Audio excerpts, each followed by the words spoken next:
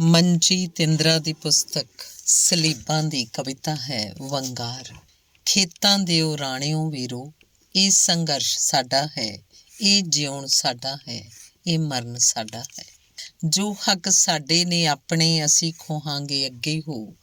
ਕਿਸੇ ਬੁਰਛੇ ਦੀ ਮੈਲੀ ਅੱਖ ਆਪਣੀਆਂ ਪੈਲੀਆਂ ਧੀਆਂ ਤੇ ਅਸਾਂ ਪੈਣ ਨਹੀਂ ਦੇਣੀ।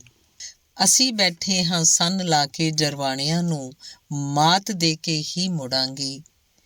ਜੋ ਸਾਥੀ ਵਿਛੜ ਗਏ ਸਦਾ ਲਈ ਸਾਥੋਂ, ਉਹਨਾਂ ਦੀ ਮੌਤ ਨੂੰ ਮਾਤਮ ਨਹੀਂ ਵੰਗਾਰ ਬਣਾਵਾਂਗੇ। ਪਰਾਏ ਹੱਕ ਤੇ ਕਦੀ ਅੱਖ ਨਾ ਰੱਖੀਏ, ਆਪਣਾ ਹੱਕ ਲੈਣਾ ਜਾਣਦੇ ਹਾਂ।